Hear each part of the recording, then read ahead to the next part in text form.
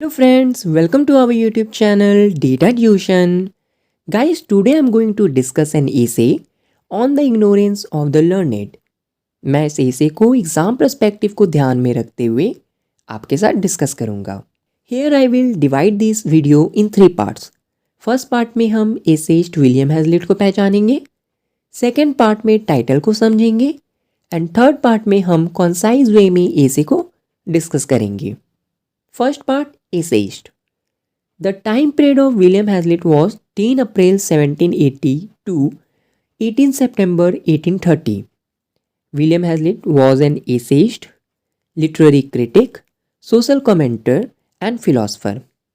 William Hazlitt society में होने वाली सोशल इवेंट्स पे बहुत ज़्यादा कंसर्न थे. तो ये हमारा छोटा सा हिस्सा हुआ एसेइस्ट विलियम हैजलिट के बारे में. अब चलिए सेकेंड पार्ट टाइटल को समझते हैं.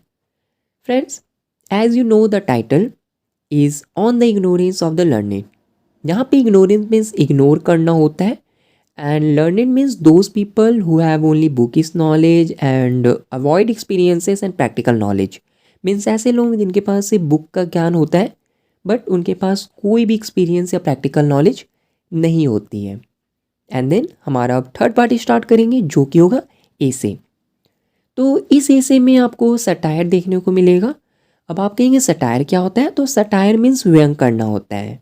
फॉर एग्जाम्पल विलियम हैजलिट अपनी एसे में बताते हैं कि बुकिश नॉलेज अच्छी नहीं है, पर उन्होंने खुद ये एसे और अपनी थॉट्स बुक के थ्रू ही बताई है.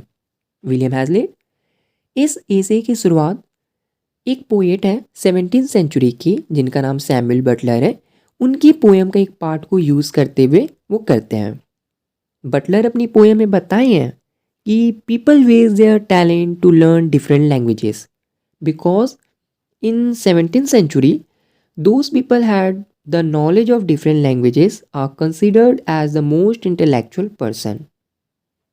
अगेन बटलर कहते हैं कि वे लोग बहुत सी लैंग्वेज सीखने के बाद भी डिलेमा और कन्फ्यूज़न में रहते थे.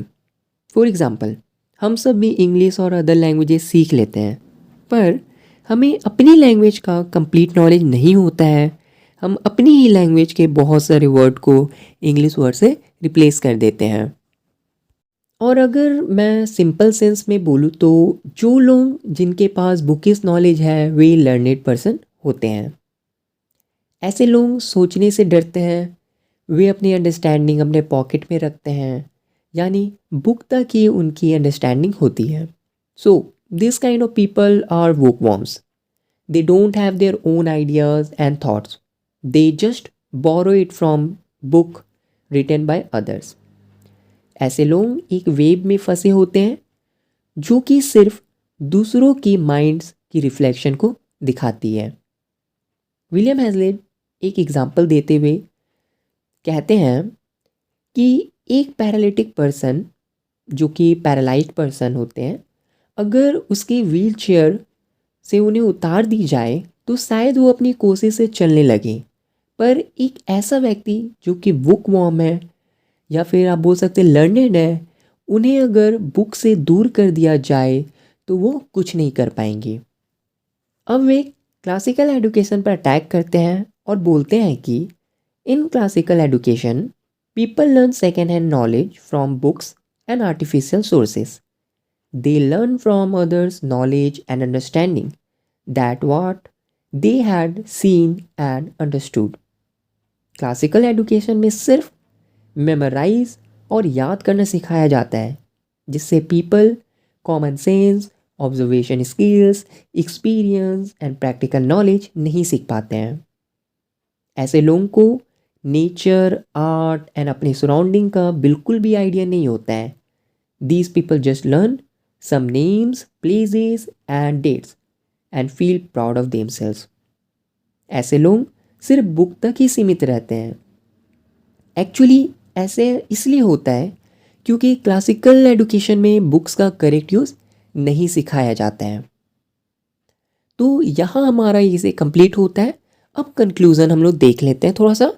तो विलियम हैजलिट ने इस एसे को बिल्कुल सिंपल लैंग्वेज में बताया है एंड सोसाइटी में जो लोग प्रैक्टिकल नॉलेज और स्किल्स रखते हैं रियलिटी में वे लोग ही लर्निंग का सही मतलब जानते हैं।